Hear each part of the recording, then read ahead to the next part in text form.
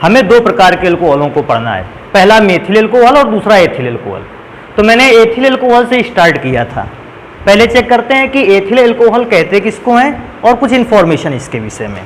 तो मैं अगर इसके विषय में इन्फॉर्मेशन लिखना चाहता हूं तो अगर मैं चेक करूं एथेनॉल किस प्रकार का यौगिक है, तो मैं इसे बताऊंगा यह एक प्रकार का अल्कोहल है, यह एक प्रकार का अल्कोहल है। अगर मैं अल्कोहल की श्रेणी को चेक करूं तो अल्कोहल की श्रेणी में भी बहुत सारे सदस्य हैं, इसमें से ये दूसरा सदस्य है, क्योंकि पहला सदस्य होता है मेथनॉल। मेथनॉल का फॉर्मूला CH3OH, कार्बन 1 से बनता है मेथनॉल, ये अल्कोहलिक श्रेणी का पहला सदस्य। और मैं एथेनॉल को चेक करता हूं क्योंकि एथेनॉल का फॉर्मूला C2H5OH होता है। अल्कोहल श्रेणी का पहला सदस्य मेथनॉल और अल्कोहल श्रेणी का दूसरा सदस्य कौन सा रहता है, एथेनॉल। तो अगर बात आएगी तो मैं इसके भी लिखूंगा कि यह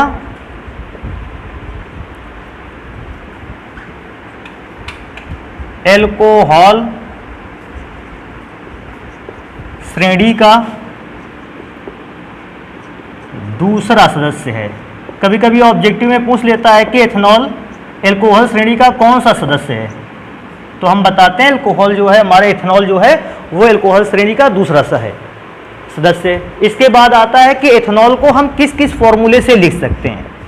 तो बेटा एथेनॉल के फॉर्मूले को देखो कैसे कैसे लिख सकते हैं। एक पे एथेनॉल के फॉर्मूले को C2H5OH लिख सकते हैं, कार्बन 2 देखे, हाइड्रोजन दुगने से एक ज्यादा देखा, एथेनॉल हो गया। इसे एक और फॉर्मूले से लिखा जा सकता है कि अगर आप C2H5 को ब्रेक करना चाहें तो CH3 single bond CH2 single bond OH। हाँ एक और चीज है कि CH2 के बाद सिंगल बॉन्ड OH लिखा है, लेकिन यहाँ सिंगल बॉन्ड OH नहीं दिखाया गया। बेटा अगर यहाँ सिंगल बॉन्ड OH नहीं भी दिखाया जा रहा है तो भी इसका अर्थ है जो OH होगा वो सिंगल बॉन्ड के थ्रू जुड़ा होगा। अगर मैं इसी एथेनॉल के स्ट्रक्चर फॉर्मूले की बात करूं, कभी कभी हमसे पूछ लेता है इसका संरचना सूत्र क्या है, तो बेटा अगर मैं इसके संरचना सूत्र को पढ़ता हूं तो संरचना सूत्र में से मुझे सबसे पहले CH3 का स्ट्रक्चर फॉर्मूला आना चाहिए। तो मैं कार्बन के साथ 3 हाइड्रोजन को ऐड करता हूं, क्योंकि कार्बन की वैलेंसी 1 होती है, सॉरी हाइड्रोजन की वैलेंसी 1 होती है, हाइड्रोजन केवल सिंगल बॉन्ड से जुड़ेगा और कार्बन की वैलेंसी होती है 4। तो कार्बन के 3 बॉन्ड तो हाइड्रोजन के साथ कनेक्ट हो गए और चौथा बॉन्ड खाली रह गया। फिर आगे मैं दूसरा कार्बन चेक करता हूं, इस पे 2 हाइड्रोजन है, मैं इन दोनों को सिंगल बॉन्ड के थ्रू कनेक्ट करता हूं। और लास्ट में बेटा O और साथ में O के क्या रहता है, H। एक और चीज ध्यान देने योग्य है कि कभी जब बात आएगी हम इस बात को बताएंगे कि एथेनॉल के मॉलिक्यूल में क्या हाइड्रोजन बॉन्ड पाया जाता है, तो हम इस बात को चेक करेंगे कि हमारा ऑक्सीजन एटम अगर डायरेक्ट हाइड्रोजन एटम से कनेक्ट है, ऑक्सीजन ने डायरेक्ट कनेक्टिविटी बना रखी है हाइड्रोजन से, तो फिर मैं जानता हूं कि एथेनॉल का जो मॉलिक्यूल होगा वो हाइड्रोजन बॉन्ड को बना कर रखेगा। तो मैं एक और इंफॉर्मेशन इसमें लिखूंगा कि मेरे पास तीसरी इंफॉर्मेशन क्या आती है, क्योंकि ऑक्सीजन एटम हाइड्रोजन एटम से डायरेक्टली कनेक्टेड है, एथेनॉल का मॉलिक्यूल हाइड्रोजन बॉन्ड को बनाकर रखेगा। वैसे अगर मैं चेक करूं तो जरूरी नहीं कि ऑक्सीजन ही हाइड्रोजन से कनेक्ट हो तब हाइड्रोजन बॉन्ड बने। अगर हाइड्रोजन एटम नाइट्रोजन से, ऑक्सीजन से या फ्लोरीन से, चाहे हाइड्रोजन नाइट्रोजन से डायरेक्ट कनेक्ट हो तो भी हाइड्रोजन बॉन्ड बनाता है, चाहे हाइड्रोजन ऑक्सीजन से डायरेक्ट कनेक्ट हो तो भी हाइड्रोजन बॉन्ड बनाता है, और हाइड्रोजन अगर फ्लोरीन से कनेक्ट है तो भी हाइड्रोजन बॉन्ड बनाता है। अब बात क्यों आती है हाइड्रोजन बॉन्ड की, नॉर्मली तो हम लोग पढ़ ही रहे थे, क्योंकि बेटा जिस कंपाउंड में हाइड्रोजन बॉन्ड बनने स्टार्ट हो जाता है उस कंपाउंड की बहुत सारी केमिकल प्रॉपर्टी, अभिक्रिया करने के तरीके चेंज हो जाते हैं, इसलिए उस हाइड्रोजन बॉन्ड को पढ़ना जरूरी है। अगर इसी फॉर्मूले में मैं एक बात बताऊं, अगर ये हाइड्रोजन ना होता, सॉरी ऑक्सीजन ना होता, डायरेक्ट हाइड्रोजन से कनेक्टिविटी होती, एथेन गैस थी और इसमें किसी भी प्रकार की महक भी नहीं थी, लेकिन अगर यही बीच में ऑक्सीजन आ गया और क्योंकि ऑक्सीजन के आ जाने से हाइड्रोजन बॉन्ड बनने लगा, अब ये द्रव अवस्था में रहेगा और इसमें अल्कोहलिक गंध होती है, तो तो हाइड्रोजन बॉन्ड जो है इसलिए भी पढ़ना जरूरी है क्योंकि हाइड्रोजन बॉन्ड किसी भी केमिकल कंपाउंड की बहुत सारी प्रॉपर्टी को चेंज कर सकता है। तो इसलिए हाइड्रोजन बॉन्ड को मैंने बताया, हाइड्रोजन बॉन्ड आप सभी जानते हो कि बनेगा कब, जब नाइट्रोजन ऑक्सीजन फ्लोरीन में से कोई भी एलिमेंट आपका डायरेक्ट हाइड्रोजन से कनेक्ट होगा, उस समय हाइड्रोजन बॉन्ड बनेगा। तो मैं एक और चीज यहां पे लिखूंगा कि एथेनॉल में, या मैं एथेनॉल का फॉर्मूला लिखे देता हूं, C2H5OH में हाइड्रोजन बॉन्ड पाया जाता है, हाइड्रोजन बॉन्ड पाया जाता है। एक और चीज है कि नॉर्मली जब लोग एल्कोहल का नाम ले लेते हैं, एल्कोहल तो बहुत सारे हैं, methyl alcohol, ethyl alcohol, propyl alcohol, butyl alcohol, लेकिन जब नॉर्मली लोग एल्कोहल का नाम ले लेते हैं इसका मतलब वो एथेनॉल की ही बात करते हैं, जिसे हम एथिल एल्कोहल के नाम से भी जानते हैं। तो हम इसको बात करेंगे कि इसे सामान्य रूप में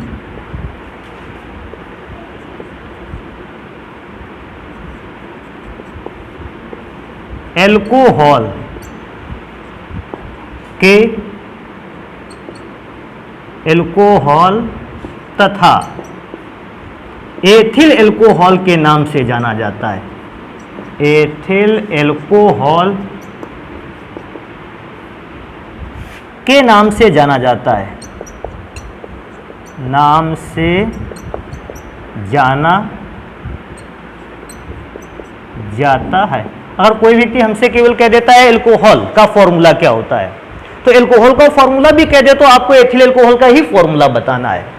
ये जरूर ध्यान रखिए, अगर मेथिल एल्कोहल का फॉर्मूला पूछता है तो उसका फॉर्मूला बताना है, लेकिन अगर केवल एल्कोहल बोल देता है तो एथिल एल्कोहल का ही फॉर्मूला पूछा गया है। हाँ, एक और चीज है, एथिल एल्कोहल का अगर हम निर्माण की बात करें तो अपने यहां ज्यादातर एथिल एल्कोहल खाद्य पदार्थों, गेहूं जिनमें स्टार्च होता है, ऐसे पदार्थों से बल्कि बनता है। अगर हमारे पास गन्ने का रस है, क्योंकि इसमें भी स्टार्च होता है, स्टार्च से एथिल एल्कोहल बनाया जाता है। आप किसी भी पदार्थ को अगर चेक करोगे तो आप देखोगे अगर वो पदार्थ कार्बोहाइड्रेट या स्टार्च है, आप उससे एथिल एल्कोहल बना सकते हो। खाने वाली लगभग हर चीज, गेहूं, चावल, हर एक पदार्थ में स्टार्च पाया जाता है और आप स्टार्च से एल्कोहल बना सकते हो। तो मैं क्या सोचता हूं कि जितने भी हमारे यहां ज्यादातर अन्न हैं, अन्न जानते हो ना, खाने वाली चीजें, इनसे मैं एल्कोहल बना सकता हूं। तो इन्हें अन्न का एल्कोहल भी कहा जाता है, क्योंकि ज्यादातर देखो गेहूं में भी स्टार्च मिलता है, चावल में भी स्टार्च मिलता है, मक्के में भी स्टार्च मिलता है। ज्यादातर जितने भी हम लोग फसल उगाते हैं तकरीबन सब में स्टार्च मिलता है और आप स्टार्च से एल्कोहल को बना सकते हो, क्योंकि ये पदार्थ स्टार्च से बन सकता है, ये पदार्थ अन्न से बन सकता है, हम इसे अन्न का एल्कोहल भी कहते हैं। तो मैं इसे एक और नाम दिए देता हूं, इसे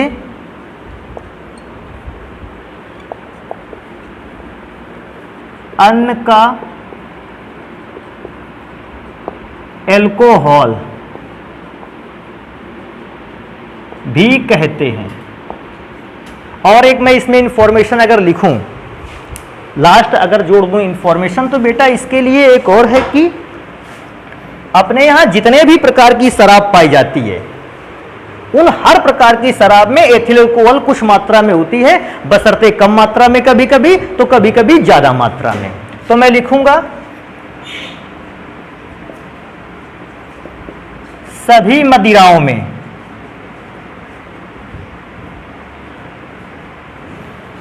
में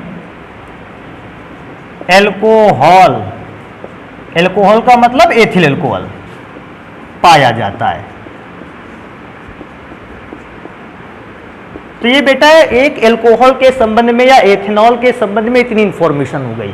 हाँ, एक इंफॉर्मेशन अगर चाहें तो आप रख सकते हैं। क्या रख सकते हैं कि मदिराओं में भी एल्कोहल की परसेंटेज मात्रा निश्चित है। ऐसा नहीं कि आपको 100% प्योर एथेनॉल दे दिया जाएगा मदिरा पे, नहीं, ऐसा नहीं है। हमारे यहां अगर मैं चेक करूं तो 2% से लेकर तकरीबन 70%, वैसे 71% मानक है इसका। किसी भी मदिरा में 2% से लेकर 71% तक एथिल एल्कोहल का प्रयोग किया जा सकता है मदिरा बनाने में। 2% का मतलब अगर आपने 100 ml ले लिया है मदिरा, तो उसमें 2 ml एल्कोहल और बाकी का जो 98% रहा वो अन्य चीजें। 71% का मतलब है, अगर 71% को मैं एल्कोहल के हिसाब से निकालता हूं तो 71%, 71% अगर आपने 100 ml मदिरा ली है, 71% एल्कोहल और बाकी का जो बचता है 29% वो वाटर या अन्य कंपोनेंट। तो अगर मैं देखता हूं तो जितने भी मदिरा बनती है उनमें से एल्कोहल का ये परसेंटेज रहता है। तो बेटा ये इंफॉर्मेशन है एल्कोहल से रिलेटेड, या हम ये कह सकते हैं एथेनॉल से रिलेटेड, जिसे मैं एक बार दोबारा से पढ़ देता हूं। क्या पढ़ देता हूं कि यह एक प्रकार का एल्कोहल है, तो एथेनॉल एल्कोहल की श्रेणी में आता है, या एल्कोहल श्रेणी का दूसरा सदस्य, क्योंकि पहला सदस्य तो मेथेनॉल था, दूसरा सदस्य एथेनॉल। एथेनॉल के फॉर्मूले भी आपने पढ़े, संरचना सूत्र कौन से होते हैं, और एक सबसे बड़ी इंपॉर्टेंट चीज कि एथेनॉल में कौन सा बॉन्ड पाया जाता है, हाइड्रोजन। मैं आगे चलता हूं, कहता है इसे सामान्य रूप से एल्कोहल या एथिल एल्कोहल के नाम से जाने जाता है। तो एथिल एल्कोहल कह देगा तो मैं पहले जान जाऊंगा, लेकिन अगर एल्कोहल भी कह देता है तो भी समझ जाइए कि एथिल एल्कोहल की ही बात हो रही। मैं आगे चलूंगा, लिखता है, कहता है इसे अन्न का एल्कोहल भी कहते हैं, क्योंकि लगभग ये सारे खाद्य पदार्थों से बनाया जा सकता है, स्टार्च युक्त खाद्य पदार्थों से बनाया जा सकता है, इसलिए मैंने इसको एक और नाम दे दिया है, इसे अन्न का एल्कोहल भी कहते हैं। एक और सबसे इंपॉर्टेंट चीज कि सभी प्रकार की मदिराओं में इस प्रकार के एल्कोहल अर्थात एथेनॉल का यूज में आता है, और यूज में कितना आता है तो 2% से लेकर 71% तक। अगर मैं चेक करूं कि बियर वगैरह पर 2% से 3% तक होता है, और इससे आप और ज्यादा जाओगे हाई लेवल पर तो फिर ज्यादा अमाउंट होती है एल्कोहल की, लेकिन किसी भी मदिरा पर 71% से ज्यादा एल्कोहल की अमाउंट नहीं होगी, क्योंकि एल्कोहल का भी अपना एक नेचर है। एल्कोहल वाटर की डिमांड करता है। जब भी कभी हम एल्कोहल के साथ एल्कोहल को पी लेता है कोई व्यक्ति, वो वाटर की डिमांड करता है और शरीर से पानी की मात्रा को खींचता है। अगर 71% से ज्यादा एल्कोहल रख दिया जाएगा तो वो बॉडी से बहुत ज्यादा वाटर को एब्जॉर्व कर लेगा, और जब बॉडी से बहुत ज्यादा वाटर को एब्जॉर्व करेगा तो हमारी बॉडी पर वाटर की कमी आ जाएगी, और जब पानी की कमी आ जाएगी तो इससे डिहाइड्रेशन का खतरा भी रहता है, निर्जलीकरण का खतरा भी रहता है, जिससे व्यक्ति को कई प्रॉब्लम आ सकती हैं। तो 71% से ज़्यादा कंसंट्रेशन का किसी भी प्रकार की मदिरा का निर्माण नहीं किया जा सकता है। तो बेटा ये तो हो गया एल्कोहल की इंफॉर्मेशन।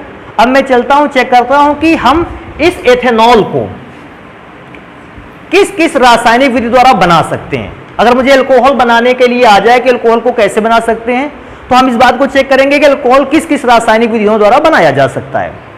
तो बेटा अगर मैं एल्कोहल को बनाने की बात करता हूं तो मेरे पास बहुत सारे प्रोसीजर है, मैं उनमें से कुछ प्रोसीजर को लिखता हूं। जैसे मुझे एल्कोहल सबसे बनाना है, हमसे आ जाता है, कहता है एथिलीन गैस से।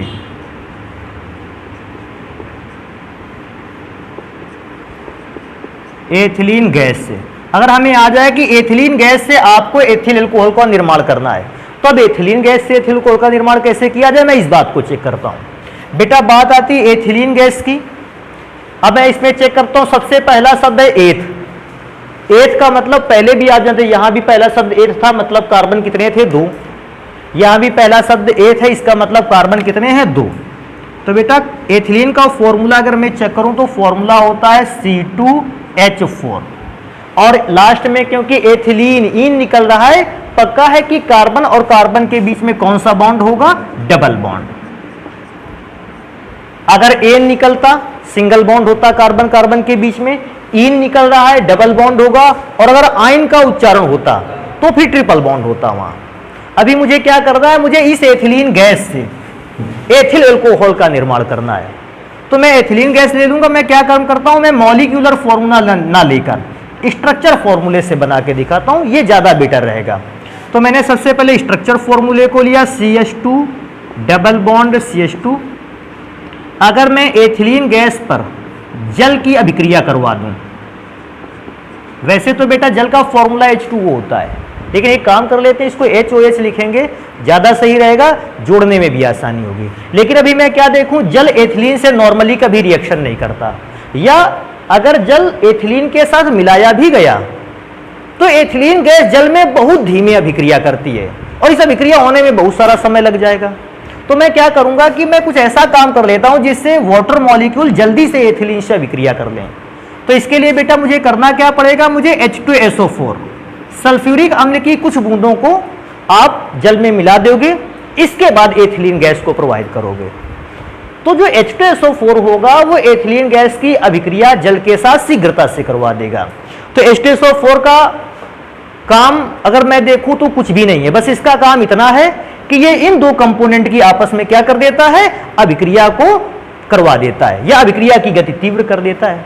इसलिए मैं ऐसा भी कह सकता हूं कि इस अभिक्रिया में H2SO4 एक प्रकार का उत्प्रेरक है। और बेटा अभिक्रिया में अगर करेंगे हम पूरा करेंगे इसको तो बड़ा आसान सा है। जब वाटर मॉलिक्यूल आएगा और एथिलीन के मॉलिक्यूल से टकराएगा, तो एथिलीन के मॉलिक्यूल में जहां ये डबल बॉन्ड आपको दिख रहा है, आप सभी को पता इनमें से एक बॉन्ड सिग्मा है और दूसरा वाला बॉन्ड कौन सा है, पाई। तो सिग्मा बॉन्ड क्योंकि स्ट्रांग है उससे तो कुछ होगा नहीं, पाई बॉन्ड जो कि वीक है, कमजोर है, ये पाई बॉन्ड टूट जाएगा और पाई बॉन्ड टूटने के बाद CH2 single bond CH2, double bond तो चला गया क्योंकि पाई बॉन्ड कमजोर था वो टूट गया। और जब ये डबल बॉन्ड बेटा टूटा तो क्योंकि डबल बॉन्ड दोनों कार्बन के बीच में था, नुकसान भी दोनों कार्बन का हुआ, और क्योंकि नुकसान दोनों कार्बन का हुआ है इसलिए मॉलिक्यूल का डिस्ट्रीब्यूशन या एटम का डिस्ट्रीब्यूशन भी दोनों के लिए होगा। तो हम क्या करेंगे, इस कार्बन की भरपाई करने के लिए, कमी को पूरा करने के लिए हम वाटर का हाइड्रोजन कार्बन को दे देंगे और यहां पर हाइड्रोजन हो जाएगा 3। अगर हाइड्रोजन इस कार्बन को दे दिया तो हमारे पास बचा क्या, OH हमें दूसरे कार्बन को देना पड़ेगा तो बना डालेगा CH2OH। आप ऐसा भी कर सकते थे, OH पहले वाले को दे देते, H लास्ट वाले को देते, चाहे दो कर लेते, दोनों स्थितियों में एथिल अल्कोहल का ही निर्माण होता। तो बेटा ये पहला प्रोसीजर है जिसमें हमने एथिल अल्कोहल का निर्माण किया है और तकरीबन अगर हम देखें तो इस फॉर्मूले से ये मैच करता है। तो एथिल अल्कोहल में सबसे पहले आप किससे बनाओगे, एथिलीन गैस से। आप इस चीज को ध्यान रखोगे कि एथिलीन गैस को जल में मिलाना है और H2SO4 क्यों डालना है, क्योंकि H2SO4 जो होता है वो एथिलीन और जल के मध्य होने वाली धीमी अभिक्रिया की गति को तीव्र कर देता है और एथेनॉल जल्दी से बनता है, ज्यादा अमाउंट में बनने लगता है। तो आप इस बात को ध्यान रखोगे कि H2SO4 का काम क्या है। H2SO4 एक प्रकार से काहे के रूप में यूज में आया है, उत्प्रेरक, जो अभिक्रिया की स्पीड को क्या कर देगा, बढ़ा देगा। तो पहला ऐसा प्रोसीजर है जिससे हम एथिलीन गैस से एथेनॉल को बना सकते हैं। मेरे पास एक और प्रोसीजर है जिससे हम एथिल अल्कोहल को बना सकते हैं और उस प्रोसीजर को कहते हैं एस्टर से। नॉर्मली अगर आप बात करोगे तो लगभग आपके यहां जितने भी सेंट पाए जाते हैं टोटल प्राकृतिक सेंट होते हैं या तो कृत्रिम सेंट होते हैं। तो आज के समय में प्राकृतिक सेंट का मिल पाना तो अपने आप में कठिन चीज है, कृत्रिम सेंट ही मिलते हैं और वो भी केमिकल से मिलाकर बनाए जाते हैं। तो अगर मैं उन्हीं में से कृत्रिम सेंटों की बात करूं तो एक सेंट का फॉर्मूला ऐसे भी लिखा जा सकता है, CH3COO C2H5। तो अगर कृत्रिम सेंटों की बात करूं तो मैं आसानी से कृत्रिम सेंट में ईस्टर को पहचान लेता हूं। इसका नाम है C2H5 को एथिल कहते हैं और CH3COO अगर आप ध्यान दोगे तो ये एसिटिक अम्ल से टूटा हुआ फॉर्मूला है, इसलिए एथिल इसका नाम है एसीटेट। एसिटिक अम्ल से टूटा हुआ हिस्सा एसीटेट, फॉर्मिक अम्ल से टूटा हुआ हिस्सा फॉर्मेट और सल्फ्यूरिक अम्ल से टूटा हुआ हिस्सा सल्फेट। तो इसका नाम है एथिल एसीटेट। अगर मैं एथिल एसीटेट पर जल की अभिक्रिया करवा दूं तो बेटा जल का फॉर्मूला सेम फिर से वही HOH, H2O भी लिखा जा सकता है, ऐसा कोई प्रॉब्लम नहीं है। तो अगर मैं इस बात को चेक करूंगा जल क्या ईस्टर पर रिएक्शन करता है, तो बेटा जल की ईस्टर पर अभिक्रिया जो होती है वो धीमी रहती है। फिर से मैं ईस्टर और जल की अभिक्रिया की स्पीड को बढ़ाने के लिए मैं एसिड का इस्तेमाल करूंगा। अब एसिड को आप चाहे तो पूरा फॉर्मूला भी लिख सकते हैं और आप चाहो तो केवल H+, बुक्स में अगर आप चेक करोगे बहुत जगह H+ ही लिखा होगा, इसका मतलब अम्ल की उपस्थिति है। और अम्ल की उपस्थिति इन कंपाउंड्स को आयन में ब्रेक करती है। कैसे आयन में ब्रेक करती है बेटा, वाटर को आयन में ब्रेक करोगे H पर पॉजिटिव आयन और OH पर नेगेटिव आयन, और अगर आप इस कंपाउंड को आयन में ब्रेक करोगे आपको मैं वहां पिछली बात याद दिला दूं कि अगर एसिटिक अम्ल का फॉर्मूला पढ़ते थे, CH3COOH होता था, CH3COO पर इतने पार्ट पर माइनस चार्ज लगता था और H पर पॉजिटिव चार्ज।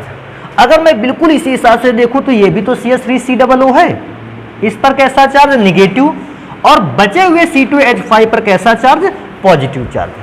और रिएक्शन कराना आसान है, पहले मॉलिक्यूल से पॉजिटिव लिया गया पार्ट दूसरे के निगेटिव से जुड़ जाएगा और पहले का जो निगेटिव होगा वो दूसरे के पॉजिटिव से जुड़ जाएगा। तो जोड़ेंगे अगर तो CH3COO माइनस जो है वो जुड़ेगा H प्लस से और बनाएगा CH3COOH।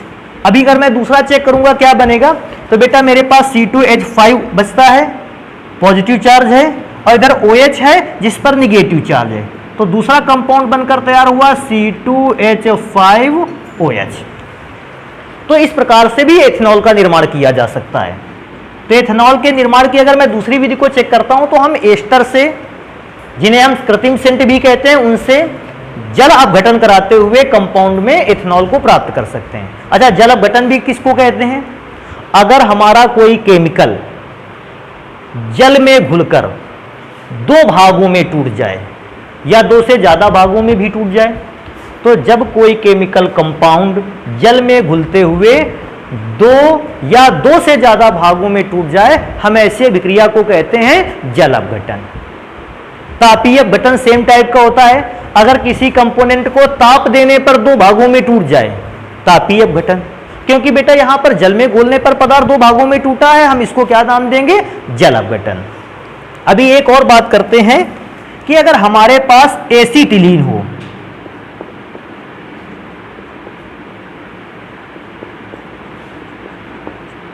एसीटिलीन से भी हम एथेनॉल को बना सकते हैं। तो बेटा मैं सबसे पहले चेक करूंगा कि एसीटिलीन का फॉर्मूला क्या होता है। बेटा एसीटिलीन के फॉर्मूले को चेक करेंगे तो एसीटिलीन का फॉर्मूला होता है CH ट्रिपल बॉन्ड CH। अगर मैं एसीटिलीन से भी चाहूं तो एथिल अल्कोहल को बना सकता हूं। सेम प्रोसीजर है, डबल बॉन्ड वाले पर वाटर मॉलिक्यूल की रिएक्शन हुई थी, इस पर भी होगी। तो एसीटिलीन पर मैं सबसे पहले जल की अभिक्रिया करवाऊंगा, और आप सभी जानते हो जल की अभिक्रिया किसकी उपस्थिति में होती है, अम्ल की उपस्थिति में। और जैसे ही अभिक्रिया होगी बेटा वाटर का मॉलिक्यूल एसीटिलीन से टकराएगा। एसीटिलीन में अब अगर मैं चेक करूं तो इसमें से सिग्मा बॉन्ड केवल एक है, और जो बाकी के दो बॉन्ड हैं भाई, तीन बॉन्ड हैं, जिसमें से एक सिग्मा और दो कौन से बॉन्ड है, पाई। अब बेटा अगर वाटर मॉलिक्यूल इससे टकराएगा आके, तो वो दोनों पाई बॉन्ड को क्या कर देगा, ब्रेक कर देगा, क्योंकि दोनों पाई बॉन्ड कमजोर होंगे और केवल सिग्मा बॉन्ड बचेगा। मतलब मेरे कहने का है CH सिंगल बॉन्ड CH बचने वाला है, क्योंकि बाकी के जो दो बॉन्ड थे वो तो ब्रेक हो गए कमजोर होने के कारण। अब जब ब्रेक हो गए तो सोचने वाली बात है, क्योंकि दो बॉन्ड ब्रेक होकर खत्म हो गए, इस कार्बन का भी दो बॉन्ड का नुकसान रहा, उस कार्बन का भी दो बॉन्ड का नुकसान रहा।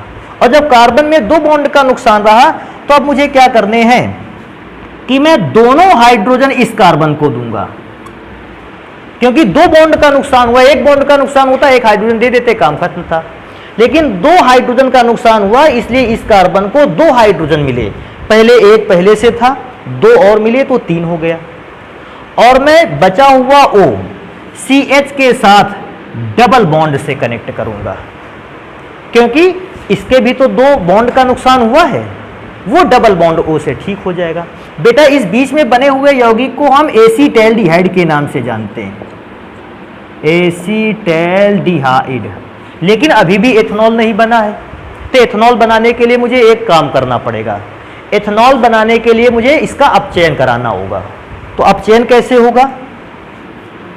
तो बेटा अपचयन करने के लिए हमें चाहिए नवजात हाइड्रोजन, क्योंकि नवजात हाइड्रोजन एक ऐसा केमिकल है जो एसीटैल्डिहाइड का अपचयन आसानी से करा सकता है। और बेटा ये सबसे बड़ी बात है, सामान्य हाइड्रोजन गैस तो हमें मिल सकती है, लेकिन जहां नवजात हाइड्रोजन की बात आ जाए, ये हाइड्रोजन मिलना काफी कठिन है।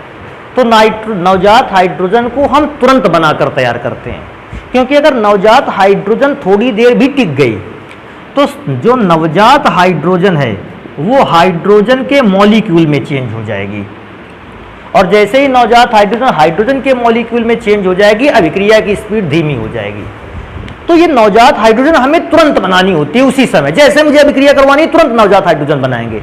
तो ये तुरंत नवजात हाइड्रोजन जो है बनेगी कैसे? तो इसके लिए बेटा आप ऐसा भी लिख सकते हैं, मेरे पास एक केमिकल है LiAlH4, मैं जैसे लिथियम एल्यूमिनियम हाइड्राइड को हीट करता हूं, गर्म करता हूं, ये नवजात हाइड्रोजन प्रोड्यूस करता है और नवजात हाइड्रोजन रिएक्शन करता है आके केमिकल कंपाउंड से। तो रिएक्शन कैसे होगी मैं नीचे लिखूं, अगर सबसे पहले CH3 सिंगल बॉन्ड C। अच्छा एक और सोचने वाली बात है, क्योंकि CH3 पर अभिक्रिया नहीं होगी क्योंकि बॉन्ड सिंगल है और सिंगल बॉन्ड अपने आप में इतना स्ट्रांग होता है कि वो जल्दी से अभिक्रिया नहीं करता है। बॉन्ड कहां पर अभिक्रिया होगी? डबल बॉन्ड पर। अच्छा डबल बॉन्ड में भी सोचने वाली बात है, एक बॉन्ड सिग्मा और दूसरा पाई, इसका मतलब एक बॉन्ड रहेगा और एक बॉन्ड टूटेगा।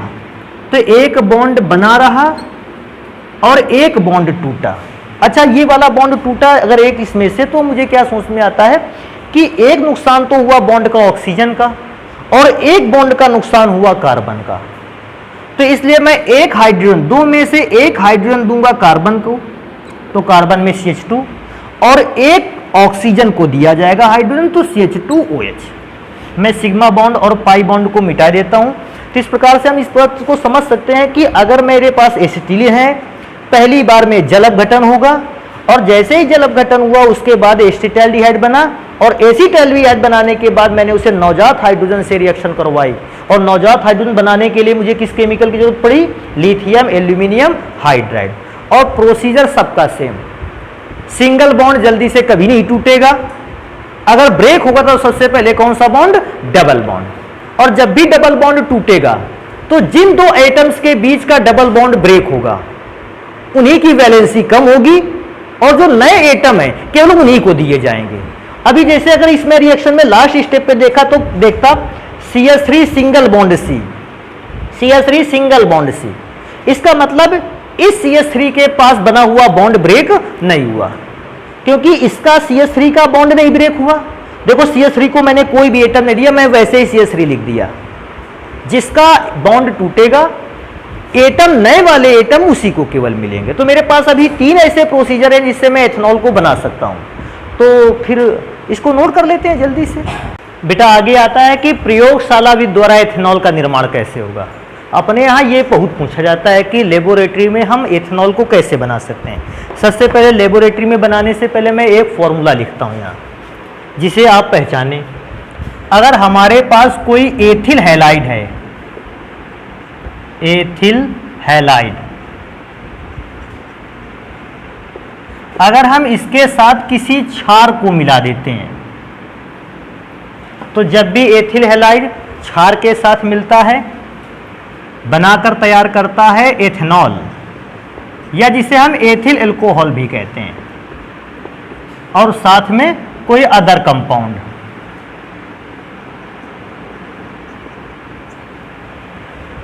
तो जब भी एक सामान्य सी चीज है कि अगर हमारे पास कोई एथिल हैलाइड है और हम उसको किसी भी क्षार के साथ मिला देते हैं तो पहली चीज तो एथेनॉल बनती है और इसके बाद कोई दूसरा कंपाउंड बन जाता है। तो एक सामान्य सी विधि है, मैं इसको ऐसे भी लिख सकता हूं कि एथिल हैलाइड का बेटा फॉर्मूला होता है C2H5 सिंगल बॉन्ड X। अब सर जी X क्या है? तो बेटा आप X की जगह यूज कर सकते हो F को, Cl को, Br को और I को। अगर आप चाहें तो X पे या तो फ्लोरीन यूज कर लें, क्लोरीन, ब्रोमीन, आयोडीन, किसी को यूज कर सकते हो रिएक्शन लिखने के दौरान। अब बात आती है क्षार की, तो बेटा आपके यहाँ बहुत सारे क्षार हैं, sodium hydroxide, potassium hydroxide, lithium hydroxide.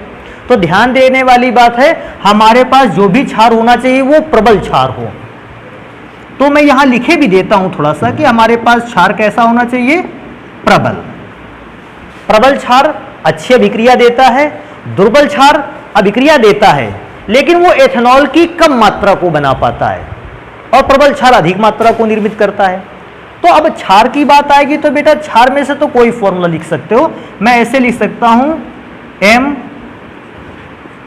MOH X, क्योंकि हर एक क्षार की खासियत हो तो उसमें कुछ मेटेलिक पार्ट होता है और साथ में OH लगा होता है, जैसे NaOH, KOH, या इसको और अच्छा कर सकते हैं, इसको ऐसे भी लिख सकते हैं, हाँ M, ये सही रहेगा। और जब मैं रिएक्शन का कराऊंगा और निर्माण करूंगा तो सबसे पहले मुझे एथिल एल्कोहल मिलेगा और लास्ट में देखूंगा तो मुझे एक अदर कंपाउंड मिल जाएगा। तो आप प्रयोगशाला विधि में इन दो अभिक्रियाओं में से किसी एक को तैयार कर सकते हो। एथिल एल्कोहल बड़ा बनाना आसान है, बहुत आसान है इसको। तो मैं चेक करता हूं एक एक रिएक्शन के बेसिस पर, चाहे इसके बेसिस पर मैं कंपाउंड बनाना स्टार्ट कर दूं, चाहे नीचे वाली अभिक्रिया के बेसिस पर। तो अगर मैं नीचे वाली अभिक्रिया के बेसिस पर बनाता हूं पहली बार एथिल एल्कोहल, तो क्या बनेगा? C2H5। बेटा सिंगल बॉन्ड X है, सिंगल बॉन्ड X का मतलब इनमें से कोई एक एलिमेंट को हमें क्या कर लेना है? यूज कर लेना है। मैं अगर इनमें सबसे यूज करूं तो मैं Br को यूज कर रहा हूं, मैंने ब्रोमीन को यूज किया और मैंने फिर इसकी अभिक्रिया कराई किसी प्रबल क्षार से। तो मेरे पास बहुत सारे प्रबल क्षार है, मैं उनमें से एक प्रबल क्षार को ले लेता हूं जिसका नाम है KOH, पोटेशियम हाइड्रोक्साइड कहता है। और बेटा अगर इसमें रिएक्शन करवाओगे तो एक मामले में और कराई जा सकती है, या तो आप इससे देकर डायरेक्ट एथिल एल्कोहल लिख सकते हो, या अगर आपको आयनों में ब्रेक करना आता है, बेटा K धातु आयन है, पॉजिटिव आयन बनाएगा, OH अपने ऊपर कैसा आयन बनाएगा? निगेटिव। और मैं इसको भी चेक करूं तो C2H5 पर पॉजिटिव आयन और ब्रोमीन पर कैसा आएगा? निगेटिव। तरीका आसान है कि C2H5 क्योंकि पॉजिटिव आयन है वो अगले वाले के कौन से आयन से रिएक्शन करेगा? निगेटिव से। तो क्योंकि C2H5 OH से रिएक्शन करेगा, पहला कंपाउंड बनकर तैयार होगा C2H5OH।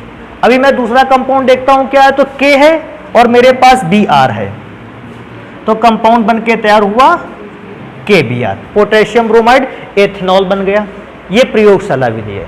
अभी प्रयोगशाला में ऐसा भी हो सकता है कि प्रयोगशाला में अगर आप चाहें C2H5 लें, आप Br की जगह पर किसी अन्य कंपोनेंट को इस्तेमाल में ला सकते हो। जैसे मैंने क्लोरीन को ले लिया, रिएक्शन ये भी सही रहेगी, रिएक्शन ये भी सही रहेगी। बशर्ते ध्यान रखना है कि एग्जाम में केवल एक रिएक्शन लिख के आनी है, दो दो चार चार रिएक्शन नहीं लिखनी है, केवल एक रिएक्शन की डिमांड है। ये 2 और 4 इसलिए बताई गई हैं केवल आपको कि अगर आपको एक चीज से ना समझ में आए, रिएक्शन से कम आए, दूसरी रिएक्शन आपके लिए काम कर जाए। अब जैसे मैं क्या करता हूं, सेकेंड रिएक्शन में मैं क्षार को भी बदले देता हूं। मैंने क्षार को चेंज करते हुए लिख रखा है NaOH। सेम तरीका है, इसी हिसाब से आयन में ब्रेक करेंगे अगर, तो जैसे यहाँ K पर पॉजिटिव आयन था, यहाँ Na पर पॉजिटिव आयन, OH पर निगेटिव आयन था, सेम C2H5 पॉजिटिव आयन रखेगा और जैसे Br निगेटिव आयन रख रहा था Cl भी निगेटिव आयन रखेगा। और रिएक्शन का तरीका सेम कि C2H5 रिएक्शन करेगा OH से, C2H5OH, और बेटा साथ में बनकर तैयार होगा Na रिएक्शन करेगा Cl से, NaCl। और लिखने में भी ज्यादातर याद रखना है, कैसा याद रखना है कि सर जी Na तो लास्ट में लिखा था, Cl पहले लिखा था, आप Cl को पहले लिख लेते, Na को बाद में लिख लेते। ज्यादातर मैक्सिमम अगर आप इस बात को चेक करोगे तो ऑलमोस्ट देखोगे पॉजिटिव आयन पहले लिखा जाता है और निगेटिव आयन को लिखा जाता है बाद में। लेकिन कुछ जगह ऐसा इसका उल्टा है, जैसे मैंने क्या किया, यहाँ पर C2H5 पर पॉजिटिव आयन था और OH पर निगेटिव, पहले C2H5O को लिखा गया, बाद में OH लिखा गया। सेम Cl पहले लिखा था, लेकिन क्योंकि Cl पर निगेटिव चार्ज है, जब मैं उसे Na के साथ लिखूंगा तो Na रहेगा लेफ्ट साइड पर और Cl चला जाएगा राइट साइड पर। तो निगेटिव चार्ज पार्टिकल या आयन हमेशा केमिकल फॉर्मूले में राइट साइड पे ही लिखा जाता है, लेकिन कुछ जगहों पर इसका अपोजिट है। कैसे? ऑर्गेनिक एसिड में, एसिटिक अम्ल में, फॉर्मिक अम्ल में, प्रोपेनोइक अम्ल में, इन सारे के सारे एसिड में एक चीज की प्रॉब्लम है, इनमें से निगेटिव आयन पहले लिखा जाता है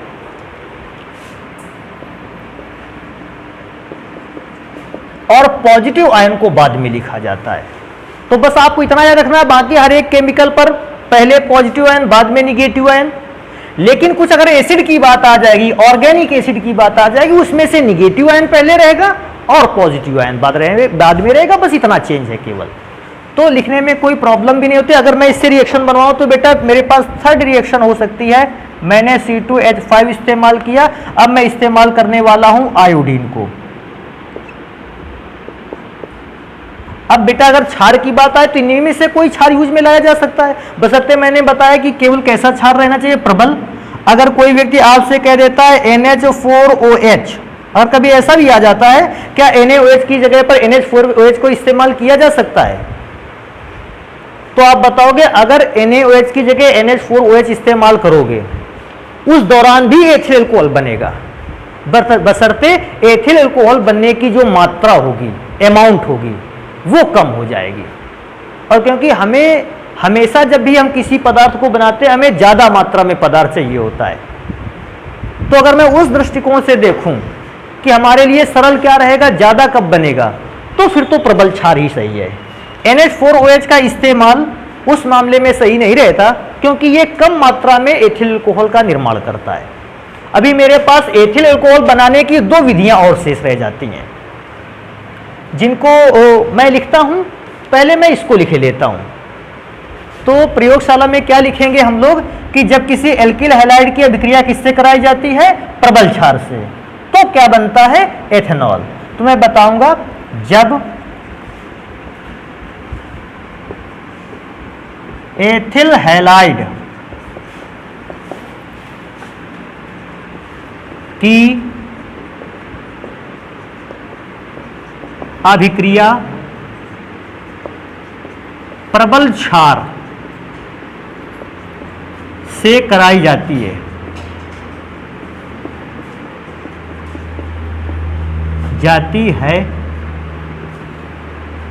तो एथेनॉल का निर्माण होता है।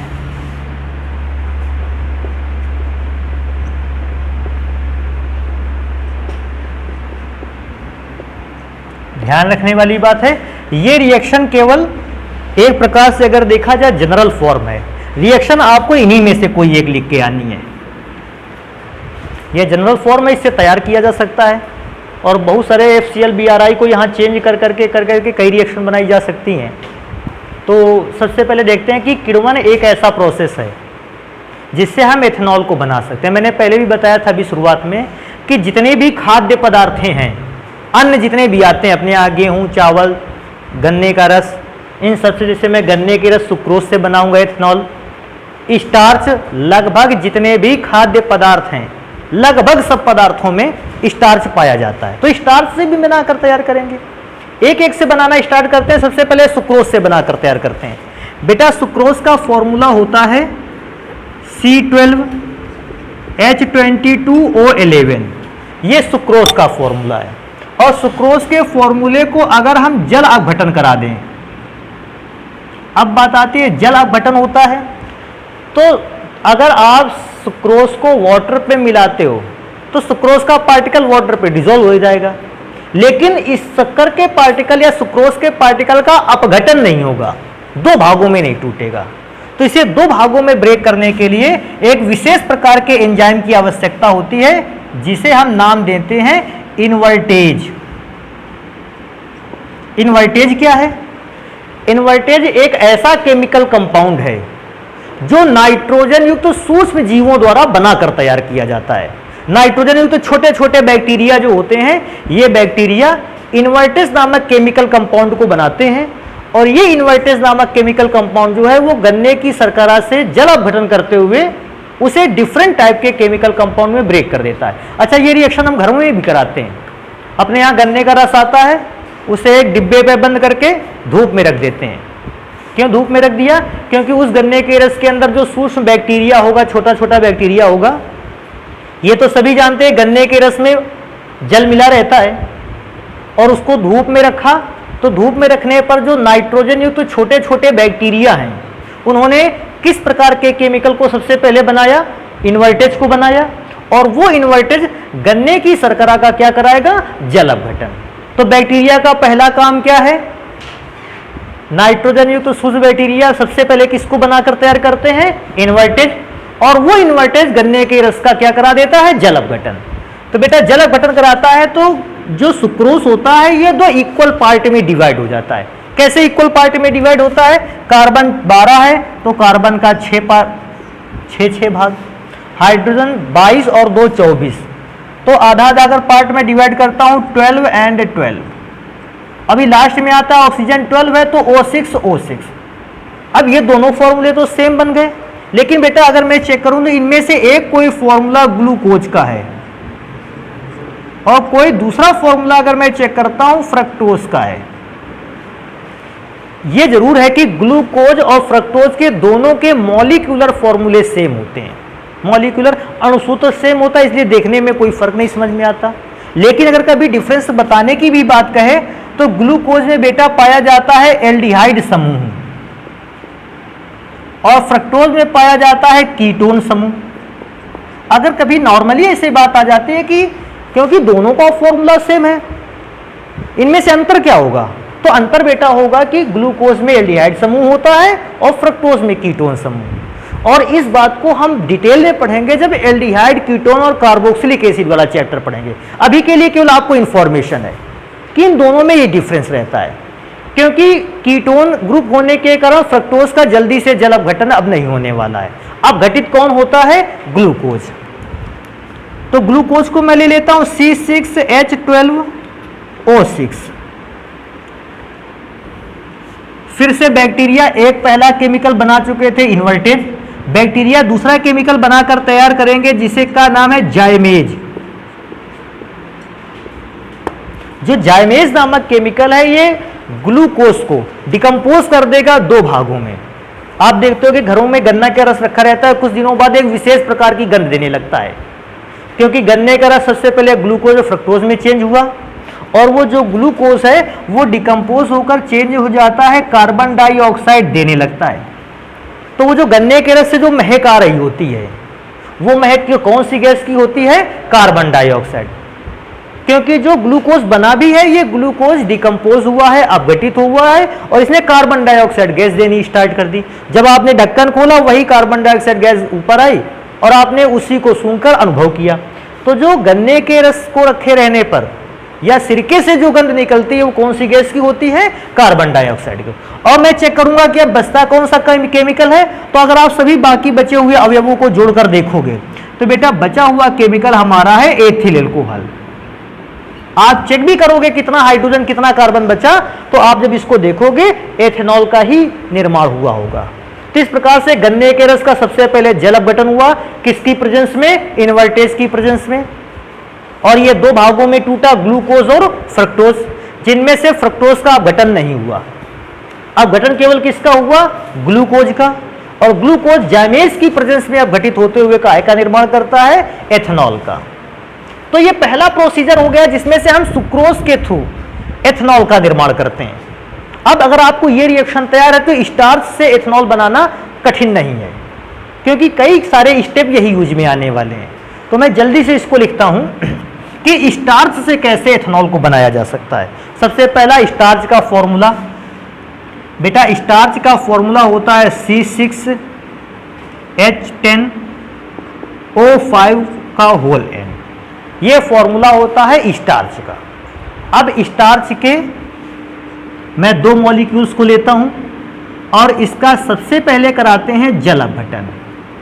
बेटा सेम प्रोसीजर है तकरीबन, अगर मैं देखूं तो इसमें भी जल अपघटन कराया गया, हम इसका भी जल अपघटन कराते हैं।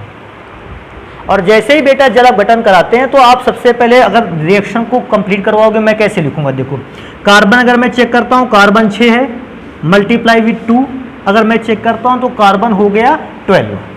अभी आगे चलते हैं, हाइड्रोजन को चेक करते हैं, 10 का मल्टीप्लाई 2 से हो गया 20, और 20 के साथ दो हाइड्रोजन यहां भी तो हैं 22।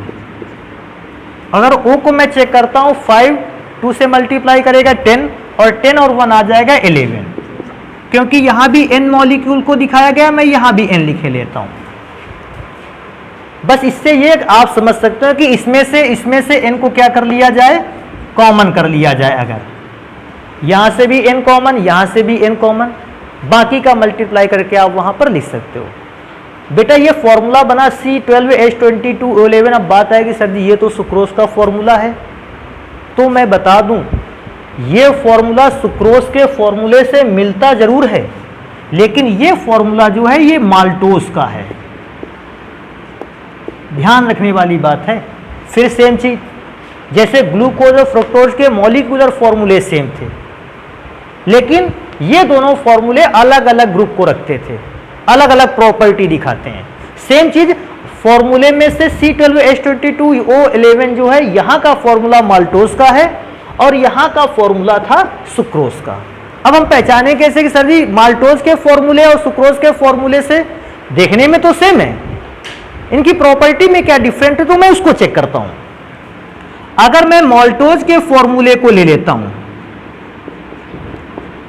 और सुक्रोज के फॉर्मूले की तरह माल्टोज का फॉर्म देखो, जैसे मैंने सुक्रोज का जल अपघटन कराया था, अब मैं माल्टोज का भी जल अपघटन कराऊंगा। तो मैं क्या चेक करता हूं कि माल्टोज का इन्वर्टेज नामक उत्प्रेरक की उपस्थिति में अपघटन नहीं कराया जा सकता, माल्टोज का कराया जा सकता है एक विशेष उत्प्रेरक की उपस्थिति में, माल्टेज। ध्यान रखने वाली बात है, माल्टोज का जल अपघटन कब होगा, जब उत्प्रेरक क्या रहेगा, माल्टेज। और उस बार जब जल अपघटन हुआ था एक ग्लूकोज एक फ्रक्टोज का मॉलिक्यूल मिला था, इसमें से जो दोनों मॉलिक्यूल मिलेंगे C6H12O6 प्लस C6H12O6 दोनों ही बेटा ग्लूकोज होंगे। तो कभी अगर हमसे पूछता भी है अगर क्वेश्चन इस टाइप का कि माल्टोज और सुक्रोज दोनों के अणुसूत्र सेम है, लेकिन आप ये कैसे अंतर निकालोगे कि माल्टोज और सुक्रोज में डिफरेंस क्या रहेगा, तो आप बताओगे कि सुक्रोज जल अपघटन करने पर ग्लूकोज और फ्रक्टोज देता है, जबकि माल्टोज जल अपघटन करने पर केवल क्या देता है, ग्लूकोज, दूसरा कंपाउंड नहीं दे पाता है। अब क्योंकि ग्लूकोज तक तो आपने इसको बना लिया है, अब बात आती है कि ग्लूकोज से एथिल अल्कोहल कैसे बनाया जाए। तो बेटा ग्लूकोज से एथिल अल्कोहल बनाने का प्रोसीजर आपके पास यहां नीचे लिखा हुआ है। उत्प्रेरक कौन सा रहता है, जाइमेज। और बेटा ऐसी कंडीशन पे कंपाउंड एक विशेष प्रकार की गंध देता है, जो गैस कौन सी होती है, CO2, और साथ में बनाकर तैयार करता है एथेनॉल को, या जिसे हम एथिल अल्कोहल कहते हैं। हाँ, एक और चीज अच्छी की जा सकती है, यहां पर एक उत्प्रेरक को लिखा जा सकता है डायस्टेज। तो बेटा ये स्टार्च से एथेनॉल बन गया और ये रिएक्शन हो गई सुक्रोज से एथेनॉल। अब मैं डिफिनीशन को पढ़ के दिखा देता हूं क्या है। लिखा था नाइट्रोजन युक्त सूक्ष्म जीवों की उपस्थिति में, अर्थात चाहे वो सुक्रोज से हम एथेनॉल बना रहे हो चाहे स्टार्च से एथेनॉल बना रहे हो, सुक्रोज में भी और स्टार्च में भी नाइट्रोजन युक्त सूक्ष्म छोटे छोटे बैक्टीरिया होते हैं। वो बैक्टीरिया क्या करते हैं, उच्च अणुभार वाले जटिल कार्बनिक यौगिकों, उच्च अणुभार वाले जटिल कार्बनिक यौगिकों में से मैं चेक करता हूं, ये है उच्च अणुभार वाला जटिल कार्बनिक यौगिक। उच्च अणुभार वाला जटिल कार्बनिक यौगिक का मतलब है बेटा कार्बन देखो 6, हाइड्रोजन 10, ऑक्सीजन 5, अगर इसका अणुभार निकालोगे बहुत ज्यादा निकलेगा। और साथ में ये भी एक चीज ध्यान रखने वाली बात है, N, जब किसी कंपाउंड पे ये बाहर पीछे N लग जाए वो बहुलक यौगिक है। और बहुलक यौगिक में आप एक चीज विशेष ध्यान रख लें, इसका मतलब ये नहीं कि कार्बन केवल 6 होगा, इस N का मतलब होता है कि वो 1000 मॉलिक्यूल मिले हों तब ये N लगाया गया हो। अर्थात यहां हो सकता है यहां 1000 लिखा हो, अब कार्बन भी 6000, हाइड्रोजन 10000, ऑक्सीजन 5000। तो बेटा ये 1000 की संख्या नहीं लिखी जाती है, तो जब 1000 की संख्या नहीं लिखी जाती है तो हम इसकी जगह पे क्या लिख देते हैं, N। तो जब हजारों मॉलिक्यूल जुड़े होंगे तब स्टार्च बना होगा। और सोचो अगर हजारों मॉलिक्यूल, एक स्टार्च के मॉलिक्यूल का वेट बहुत निकल आएगा, कार्बन का 6, 12, 72 इसका हो गया, 72, 10, 82, और ऑक्सीजन के एक का होता है 16, 16 पंचे 80। अगर मैं देखूं तो तकरीबन 250 तो इसी का वेट आ जाता है, और 1000 मॉलिक्यूल हुए तो जाने कितना अणुभार आ जाएगा। तो क्योंकि अगर मैं इसका ओवरऑल अणुभार निकालूं तो बहुत ज्यादा अणुभार निकलता है, इसलिए मैंने इसका नाम दिया उच्च अणुभार वाले जटिल कार्बनिक यौगिकों को। और बदल काहे में देता है, निम्न अणुभार वाले सरल कार्बनिक यौगिकों में। तो उच्च अणुभार वाले जटिल कार्बनिक यौगिकों को बदला और लास्ट में काहे में बदल दिया, निम्न अणुभार वाले सरल कार्बनिक यौगिकों में। अब इनका मॉलिक्यूलर वेट निकालोगे तो 46 इसका निकलेगा, इसकी अपेक्षा इसका अणुभार बहुत कम है, इसका अणुभार बहुत ज्यादा निकलेगा, 250 तो मैं बता रहा था केवल एक अणु का निकलेगा, और इसमें से मैं चेक करता हूं तो केवल 46 निकलता है। तो उच्च अणुभार वाले जटिल कार्बनिक यौगिकों को निम्न अणुभार वाले सरल कार्बनिक यौगिकों में बदल देना ही किण्वन होता है। और ये किण्वन करवाता कौन है?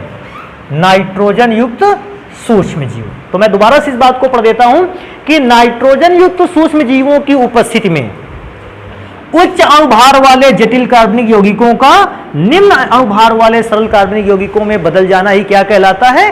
किण्वन। ध्यान रखने वाली बात एक जगह और है, किण्वन के लिए जो सुटेबल टेम्परेचर, जैसे हर एक अभिक्रिया का एक अपना सुटेबल टेम्परेचर होता है। कोई अभिक्रिया का सुटेबल टेम्परेचर 20 डिग्री सेल्सियस है, इसका मतलब वो अभिक्रिया सबसे अच्छा प्रोडक्ट तब देगी जब 20 डिग्री सेल्सियस टेम्परेचर होगा। और किसी अभिक्रिया का एक सुटेबल टेम्परेचर 100 डिग्री सेल्सियस है, मतलब आपको अभिक्रिया कंप्लीट करवानी है तो टेम्परेचर 100 डिग्री सेल्सियस रखोगे, सबसे अच्छे रिजल्ट मिलेंगे। किण्वन अभिक्रिया के लिए भी बेटा 25 to 35 डिग्री सेल्सियस का टेम्परेचर सबसे सुटेबल टेम्परेचर है। अगर आपको किण्वन अभिक्रिया करवानी है, आप टेम्परेचर इस रेंज के बीच में रखें। इस रेंज में किण्वन की अभिक्रिया सबसे तेज और सबसे अच्छे रिजल्ट देने वाली होती है। तो अगर मुझे कभी गन्ने के रस से ग्लूकोज बनाना होगा, एथिल अल्कोहल, मैं टेम्परेचर 25 से 35 डिग्री सेल्सियस को रखूंगा। और यही रीजन है कि आपके घरों में जो गन्ने का रस होता है वो धूप में रख दिया जाता है, क्योंकि सर्दियों के मौसम में घर के अंदर का टेम्परेचर तो 5 डिग्री सेल्सियस 6 डिग्री सेल्सियस रहेगा और वहां पर किण्वन रिएक्शन सही ढंग से नहीं हो पाएगी। धूप में रखा गया टेम्परेचर 25 to 35 की रेंज में रहेगा और किण्वन अभिक्रिया आसानी से होगी। आप इस बात को भी पहचान सकते हो कि किण्वन अभिक्रिया द्वारा ही घर में रखा हुआ भोजन खराब हो जाता है। इसका मतलब घर में भोजन अगर किण्वन अभिक्रिया द्वारा खराब हो रहा है तो वो सबसे तेज कब खराब होगा? जब टेम्परेचर 25 डिग्री सेल्सियस से 35 डिग्री सेल्सियस के बीच में हो। तो खाने को बचाने के लिए दो काम किए जाएं, या तो टेम्परेचर 25 डिग्री सेल्सियस से कम कर लिया जाए और या तो टेम्परेचर 35 डिग्री सेल्सियस से कैसा कर दिया जाए? ज़्यादा। तो आप दो काम कर सकते हो, या तो खाने को फ्रिज में रखकर ठंडा कर सकते हैं आप और टेम्परेचर क्या कर सकते हैं? 25 डिग्री सेल्सियस से कम। और जब टेम्परेचर 25 डिग्री सेल्सियस से कम हो गया, किण्वन की अभिक्रिया की स्पीड धीमी हो गई, अर्थात खाना खराब होने की स्पीड भी कैसी पड़ गई? धीमी। अब जो अभी 4 घंटे में खाना खराब हो रहा था वो 12 घंटे में खराब होएगा। या दूसरा काम आप क्या करते हो कि उसी खाने को क्या कर देते हो? गर्म कर देते हो और टेम्परेचर किससे ऊपर ले जाते हो? 35 डिग्री सेल्सियस से ऊपर। और जैसे ही 35 डिग्री सेल्सियस से ऊपर टेम्परेचर गया, फिर से मैं बताऊं किण्वन अभिक्रिया धीमी हो जाएगी और खाना जल्दी से खराब नहीं होगा। यही रीजन है कि खाने को खराब होने से बचाने के लिए या तो आप उसके टेम्परेचर को 25 डिग्री सेल्सियस से कम कर देते हो और या 35 डिग्री सेल्सियस से ज़्यादा। गर्मियों के मौसम में क्यों खराब होता है? आप सभी जानते हो गर्मियों के मौसम में टेम्परेचर की लगभग यही रेंज रहती है।